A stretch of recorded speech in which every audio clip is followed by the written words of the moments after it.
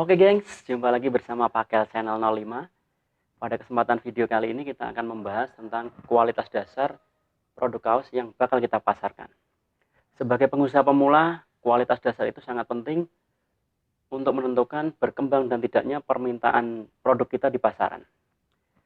Jangan lupa subscribe, kita bahas bareng-bareng sampai tuntas, tapi setelah ini. Sayang belum komplit, untung ada Bang Bang. Dengan wafer yang renyah, karamel yang lembut, crispy, dan coklat yang lezat. Lengkapi bahagiamu. Bang Bang, unstoppable enjoyment. Oke gengs, kita bakal jelaskan apa itu kualitas dasar sebuah kaos. Kualitas dasar versi Hasim T-shirt itu ada 3 macam. Yang pertama adalah penampilan dan fungsi, yang kedua adalah ukuran, dan yang ketiga adalah konsistensi. Kita bahas nomor 1. Pada saat produk kaos sudah dibuat dan sudah jadi, proses berikutnya adalah pengecekan kualitas. Pengecekan kualitas pasti dilakukan oleh orang lain. Sebagai pengusaha pemula pasti tidak mungkin kan dicek sendiri. Jadi kita perlu pedoman tentang kualitas. Poin pertama adalah penampilan dan fungsi. Kaos berfungsi untuk pakaian dan memperindah penampilan. Jadi saat pengecekan yang pertama dilihat adalah bagian depan. Secara penampilan apakah kaos itu menarik atau tidak. Kemudian secara fungsi itu ada bagian-bagian kaos yang perlu kita jelaskan. Bagian pertama adalah bagian leher. Bagian leher secara penampilan tentunya juga harus bagus, dan secara fungsi rib leher itu memang harus konsisten tegang. Jadi kalau dia terlalu kendor berarti secara fungsi dia tidak dapat.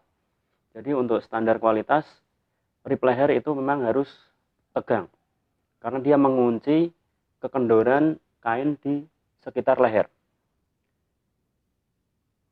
Kemudian kalau kaos secara fungsi yang lain umumnya adalah cuman sederhana. Jadi mungkin tangan secara fungsi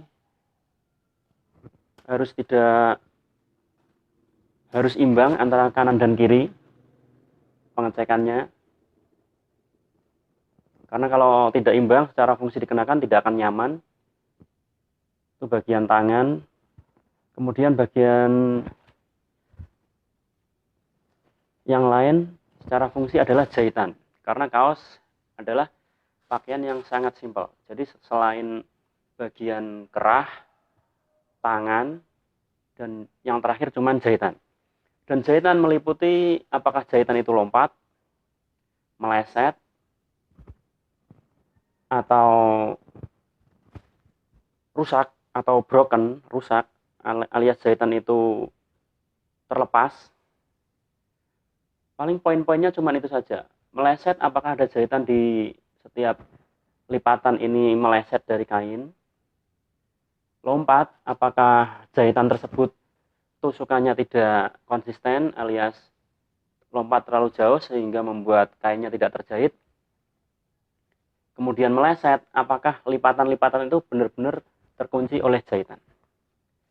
Jadi itu penampilan dan fungsi. Kemudian berikutnya adalah konsistensi, gengs.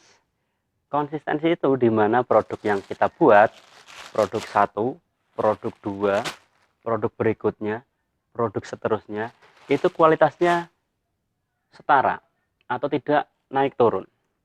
Jadi agar kualitas kita konsisten, kita perlu menggunakan cara yang sudah ditentukan. Jadi caranya tidak diubah-ubah, gengs. Misalkan cara mengeceknya. Saat kita punya panduan cek, kita lebih mudah mengontrol kualitas yang dilakukan oleh orang lain. Misalkan langkah ngecek itu dari awal adalah melihat penampilan depan, kemudian habis itu rib leher, kemudian balancing lengan, kemudian ukuran panjang kaos dan lebar kaos, dan kemudian mengecek seluruh jahitan. Kalau langkah-langkah itu tidak pernah diubah, maka konsistensi mengerjakannya pun akan semakin kuat, sehingga kita juga lebih mudah mengontrolnya.